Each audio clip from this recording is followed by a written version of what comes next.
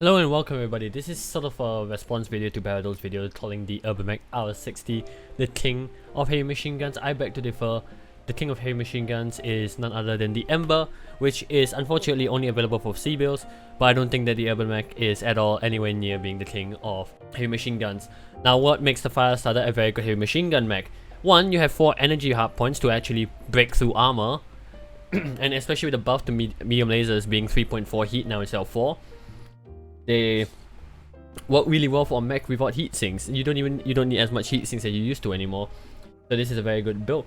And the Ember, this is specific to the Ember, has IS machine gun rate of fire torque of 25%. Now this is native and it works for every single machine gun, light, normal, and heavies. It's the build I have right here, which is 4 medium lasers, 4 heavy machine guns with 4 tons of ammo with endo ferro double, standard stuff for a light mech. Now, I ran out of 3 tons of ammo a lot, which is why I downgraded the engine for a 4th ton. But what you can do is you can drop the 4th ton of ammo and go for an XL295. The increased speed will probably help you over the increased amount of ammo anyway.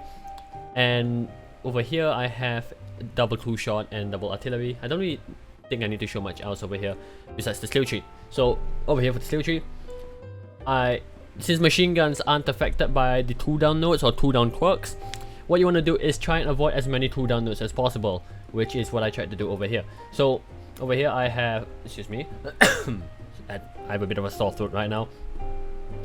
I went to high explosive and gauge charge in order to avoid the 2-down nodes, saving an extra 1 point that I had to invest into something else. So right now I have a total of 9% heat gen, 5.25% 2-down, and 10% range. I think 10% range is more than enough. 9% 2-down, it's not really worth spending like all the extra nodes yet the other 1.5% heat gen over here. For survivability, I basically went and fully structured this thing. Since the Firestarter does get native structured works, I wanted to, improve on that by giving it even more structure, like so. And actually, let me display that right here. The structure of the Firestarter is more than its armor, as you can see over here, except for the torsos. It's pretty ridiculous. It's pretty funny as well. For mobility, now here's the one thing that I think the Urbie mech sort of trumps the Firestarter in. It's mobility. The Firestarter's mobility, agility, not really mobility, it's more of agility, is worse than the Urbie mech. But it still plays the role of a heavy machine gun mech a lot better than the Urbie mech, I feel. So over here I have only more or less half of the mobility tree. So I went for 24% kinetic burst, only half of the speed tweak, because it's not really worth spending the extra points to the other 3% anyway. You lose like 3 kph, it's not that big of a deal. I went for anchor turn because it's a light mech, making tight turns is very important. Went for torso speed as well, only 10% of it though, because the Firestarter sort of turns like a truck. So the torso twist speed is fairly slow for a light, so I wanted to improve on that. And I went for additional torso yaw, so I'll be able to run and gun a lot easier, because if your torso yaw limit is 90 degrees, you can't really run and gun that well. But if I improve on that, which is now it's 108 degrees instead of the, I don't remember what the base is. I think the base is around 95 degrees, but 108 degrees is a whole lot easier to run and gun. Nothing to jump jets because you only have one jump jet. Operations, I didn't have any extra points laying around, and this mech is pretty heat efficient anyway, and most of your cooling efficiency comes from the double 2-shot. Also double artillery helps, but if you don't like the stummery that is artillery, you can swap it to improve UAV instead, like so. Or if you're more of a team player but you also don't want to spend that many points into your consumables, I would highly recommend only going for double 2-shot and going for either UAV duration or advanced salvos, whichever is up to you, and you can spend the other 3 points into maybe doing this so that you don't have a useless node here and there. Pretty much personal preference. I feel like this is the more optimized skill tree for the Ember right now. So we're gonna go into some gameplay footage from my stream, and I think that the footage I have right here is very indicative of how you play a Firestarter Ember with the HMGs. I'll explain it more. I'll do a post commentary in the video so you can see how I play and give you guys a play-by-play rundown. So I hope you all enjoy the video, and we're gonna transition on to the gameplay footage. Transition! Boop! So we're back with the video and we're gonna do a little bit of toast commentary here. You can see my build. This is part way through a match already because in the beginning of the match nothing really much happened, so let's just get straight to it. So press play and the video is going on play right now. So over here I went wide trying to look for some backstab, so trying to at least harass the enemy team from behind to get their attention towards me instead of my main force. So I see a protect over here. I just hit his shoulder. That's the easiest thing to hit. Did a few MG shots. Don't try and full engage because my team's not there to divert attention for me and to soak damage for me as well. So I just poke that around, disengage, wait a little bit, and then I try and re-engage again over here. I think that's what I do, right? Yeah. I try and re-engage. I see the protector's way too far out, so what I do is I just launch a strike and I immediately ran back when I saw that Mech Mark 2 looking at me. One of the worst things that you want as a light is for an assault looking straight at you.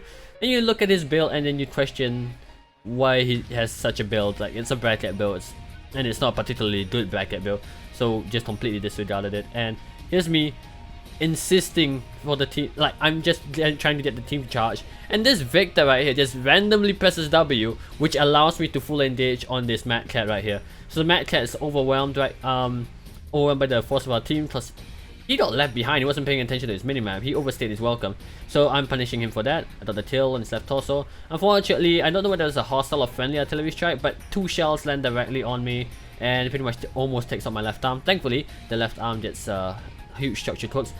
I see a dragon right in front of me. I was kind of scared, and then I saw it had a rotary 5 on his left torso, and I figured it's not going to do a lot of damage to me. He probably can't hold this burn either, so I'm just juking and jiving, using the jump jet to immediately change my momentum, and I'm just focusing that rotary torso off, mainly because, well, I wanted to farm a bit of damage, but it's also to take out most of his firepower. The kill on the dragon, really easy, the follower notification.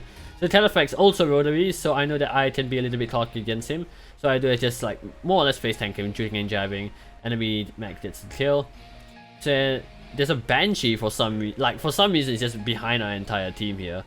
I just go straight for his open torso, it falls off. And since he's paying attention to my team, I just try and get behind him, try and blow up that Gauss rifle. For some reason it doesn't really blow up. Get rid of that torso and he's not an LFE. That's a really underdone Banshee build, by the way. Like, he could put a lot more weapons. Look at the starboard here, Dinker friendly because he's on my team. Looking at the starboard here, it's just pretty much a one-sided stomp. It's 8-4, so victory is pretty much in our hands, and we have a fair few mechs that are in decent condition.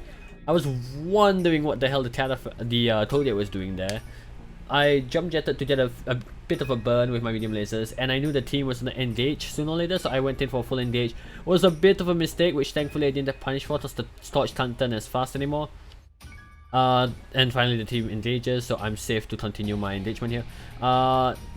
Main problem with the Firestarter Ember is that its torso cannot look up, which is the problem I had, hence I had to focus the legs and only the arms to shoot the torso. And I see an isolated Timbo at the end, the last dude. He's waiting for me, but he gets a pretty bad burn which barely does any damage to me.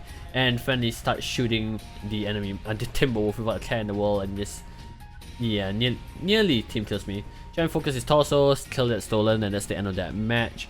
You could see that I tried to pick my engage fairly safely. I tend to get cocky in light mechs from time to time, especially in solo queue. But what you want in the Ember is a really obvious hard engage from your team. Whether you're with them in the engage or you're in the back line trying to harass and get some butts and get some crits on your components. It's just one of those cases right here. I managed to do 1000 damage. I think I used both strikes. I got a fair few components of the torso. It was a pretty good match. Wish it was a little bit longer, but this is probably one of the better matches to showcase how you pilot the Firestarter Ember and its sort of unique-ish playing style. But you basically pilot it as a skirmishing light, like a Wolfhound for example. Almost the same playing style, except that you have HMGs, means that you wanna, get the backs. You really want to get the back shots to get the crits on the components and get the extra damage from the crits and stuff like that. I am stumbling upon my words right now, I do apologize. But in any case, I hope you all enjoyed the video. Hope this educated you all on how to pilot the Ember to a certain degree. If you have any questions, the comment section down below is there for you. Leave a rating on this video whether you like it or dislike it, and do share the video with your friends who are just learning how to pilot lights or just bought the Ember and they don't know how to build it. Well, there you go. I have a video showing you how to build and play an Ember, kind of. I'll catch you all later. Peace out.